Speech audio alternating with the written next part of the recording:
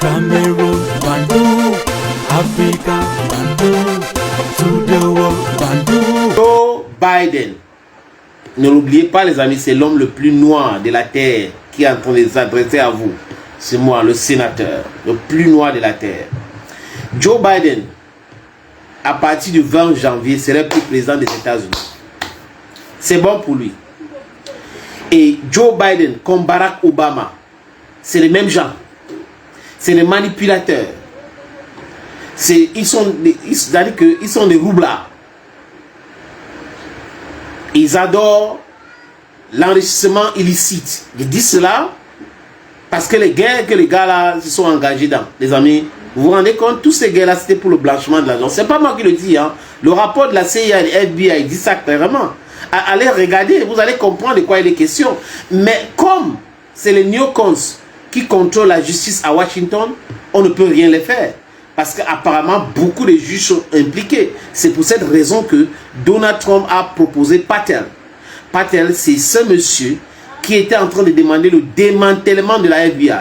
Parce que la FBI a commencé à enquêter sur Donald Trump. Ils ont fait des trucs et tout ça. Ces enquêtes téléguidées. Et malheureusement pour la FBI, ce n'est pas eux qui décident qui doit devenir président ou pas aux États-Unis. Donald Trump donc est devenu le nouveau président ou le président élu des États-Unis d'Amérique. Et celui-là qui avait tellement critiqué le Federal Bureau of Investigation, la FBI, est là. Donc lui va faire le travail.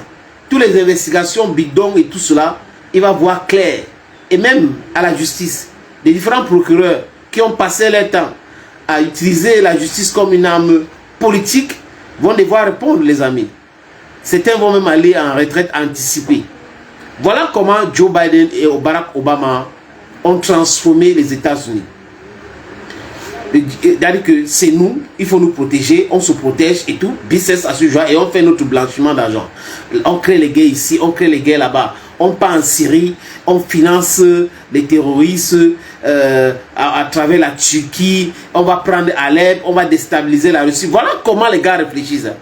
Et en passant, les amis, cher Assimi Goïta, cher Ibrahim Traoré, cher Abdurrahman Tiani, vraiment vous savez que je vous aime beaucoup. Et j'adore ce que vous êtes en train de faire. Mais prudence, prudence, prudence, prudence avec la Turquie. Prudence, prudence, prudence, prudence encore avec la Turquie. La Turquie fait partie de l'OTAN. La Turquie est membre de l'OTAN. Et il y a une petite musique là qui est en train de... Hein, que peut-être que les pays de l'OTAN sont en train d'utiliser la Turquie pour infiltrer les autres. En Syrie aujourd'hui, Alep a été pris par qui? Par les terroristes. Qui financent les terroristes? Quand la Russie a commencé à bombarder les convois des rebelles, les terroristes là, qu'est-ce que la Turquie a dit? Non, il ne faut pas bombarder les rebelles, il ne faut pas bombarder les terroristes là, non, il ne faut pas bombarder les rebelles. Et pendant ce temps, la Turquie bombarde le PKK, qu'elle considère comme des rebelles, comme des terroristes.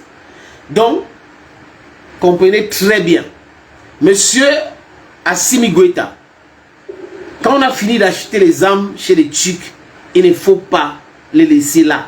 Il faut les contrôler. Ou le peu d'instructeurs qui restent là-bas doivent être contrôlés de près. Idem pour le Burkina Faso. Il faut contrôler des instructeurs turcs qui sont au Burkina Faso. Aussi, ça va aussi pour le Niger. Et pour le Tchad, monsieur le président Mohamed Kaka Déby, il ne faut pas faire l'erreur. Il faut contrôler les Turcs de près. Ils font partie de l'OTAN. Et l'OTAN, c'est cette organisation dangereuse qui a tué Gaddafi. L'OTAN, c'est cette organisation dangereuse qui a créé des guerres illégales partout. L'OTAN, c'est cette organisation-là qui passe son temps à déstabiliser les pays. Voilà le rôle de l'OTAN. Et tous les membres de l'OTAN, on devrait se méfier d'eux. On devrait se méfier d'eux. Oui, les gens vont dire, oui, la Turquie veut entrer dans l'Union européenne, mais on a torpillé. Bon, la Turquie n'est pas très d'accord avec eux. Ils sont membres de l'OTAN. La Turquie est membre de l'OTAN. Le fait que ces pays soient membres de l'OTAN m'inquiète. Ça m'inquiète. Regardez la Syrie. J'avais fait un podcast ici où je demandais au président Abdurrahman Tchani de faire très attention avec les mercenaires turcs. Et Abdurrahman Tchani, j'espère qu'il avait bien compris le message. Aussi au président Assimi Goïta de faire très attention aux mercenaires et instructeurs turcs. Idem pour Ibrahim Traoré. Attention, monsieur le président. Vous êtes en train de faire un travail formidable. Il ne faut pas qu'un pays de l'OTAN vienne dans les brouves, les escroqueries habituelles, mettre, torpiller tout cela. Tout est possible avec ces gens-là. J'ai dit tout est possible avec ces gens-là. Sinon, les Turcs devraient arrêter la sorcellerie qu'ils sont en train de faire en série là.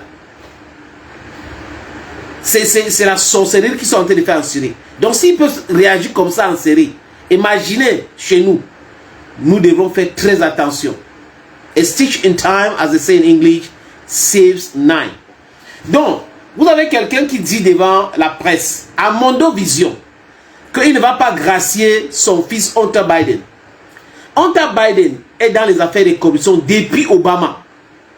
Il est dans le pétrole ukrainien depuis longtemps. Quand son père était vice-président, donc Obama quitte le pouvoir, Hillary Clinton perd les élections parce que dans les têtes, c'est que Hillary devait gagner les élections, il devait toujours maintenir les lobbies là, les groupes de pression, la corruption, le blanchiment d'argent.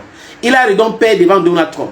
Donald Trump veut voir clair sur l'implication de Hunter Biden sur ces affaires de corruption. Zelensky ne lui a pas donné le feedback. C'est pour cette raison qu'il est en train de pleurer aujourd'hui. Il n'a pas donné le feedback. Il a commencé, parce que ceux qui lui ont mis au pouvoir, c'est les newcomers. Aujourd'hui, il est en train de pleurer. Donc, cet enfant de Joe Biden a été impliqué sur beaucoup, c'est-à-dire qu'il y a beaucoup de chefs d'accusation. Détention d'armes illégales. Vous comprenez, non? Oui, il est dans ça aussi. Et il avait donné son laptop pour qu'on arrange. On a trouvé des mails dans ce laptop. Donc, son père avait dit non, non, non, on ne va pas le gracier. Vraiment, la justice va faire son travail. Mais comme il est en train de parler, il disait ça en pensant que Kamala Harris va gagner les élections. Et qu'ils vont continuer à contrôler la justice. Mais carabam, l'onomatopée entre en jeu. Carabam. Kamala Harris perd les élections. Donald Trump arrive au pouvoir. Et le gars est paniqué. Il sait que Donald Trump président, ce n'est pas possible de gracier Hunter Biden. Parce qu'il avait déjà en 2020 parlé de Hunter Biden. Et c'est un scandale. Comme il est en train de partir, qu'est-ce qu'il fait? Il a gracié son fils. Il vient de gracier son fils, Joe Biden. Donc, pour ceux qui en doutaient encore de la dangerosité de ces politiciens-là, Emmanuel Macron, très dangereux. Mais il est notre chouchou en Afrique parce que sa stupidité habituelle a ouvert les yeux à beaucoup de personnes aujourd'hui. Cette façon de faire et tout ça, ça a aidé les Africains. Donc on peut dire oui, Emmanuel Macron, rigolo comme il est, c'était bien. Mais voilà des gens dangereux. Olaf Scholz dangereux. Tous les chefs du gouvernement britannique, la même chose. Et Hillary Clinton, Barack Hussein Obama, Bill Clinton, George Bush fils. Voilà des gens, vraiment des personnes dangereuses. Je préfère, en tant qu'Africaine, traiter avec des pragmatiques qui nous disent on va faire ça, on se prépare en conséquence, on se défend. Pas des gens qui vont venir nous faire dormir l'esprit, après, bam, ils nous frappent là-dessus. Non, non, non, non. Cette hypocrisie-là, it's over for us. Totally over. We cannot continue like that. Et là, les amis, ah, Joe Biden. Il continue de blanchir l'argent en Ukraine. Hein.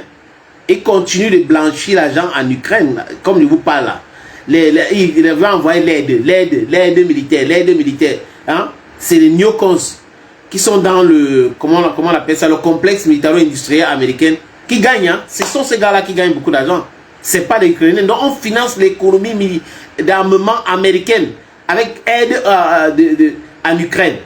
On fabrique localement tout l'argent, après on envoie, on détruit, on fabrique localement. L'Ukraine gagne quoi là-dedans? Il faut être un rigolo, il faut être un gars qui manque de la clairvoyance et qui manque de la vision pour continuer à penser que les Américains peuvent être sérieux à un moment donné pour vous aider correctement. Ce n'est pas possible. Ils sont là pour leur intérêt et uniquement pour leur intérêt.